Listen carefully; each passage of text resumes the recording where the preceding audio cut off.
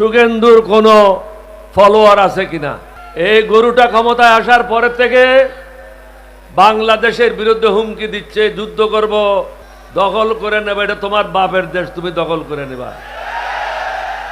আর আমরা যদি বলি আমরা আসাম, ত্রিপুরা, মেঘালয়, 7 সিস্টার সব দখল করে নেব, তখন কি বলবা? আমরা তো সেটা বলছি না।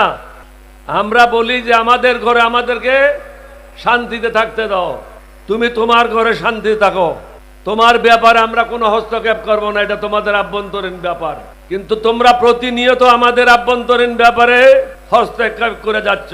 বাংলাদেশকে অশান্ত করার ব্যাপারে ভারত এখন নতুন পদক্ষেপ নিয়েছে। শহীদ রাষ্ট্রপতি জিয়াউর রহমানের সময় কাদের সিদ্দিকী সহ আওয়ামী লীগের অসংখ্য নেতাকর্মী ভারতে আশ্রয় নিয়ে ব্রাহ্মণবাড়িয়া থেকে আরম্ভ করে ময়মনসিংহ পর্যন্ত বর্ডার অস্থিতিশীল করেছিল। এটাকে ঠিক করতে আমাদের অনেক কষ্ট হয়েছে।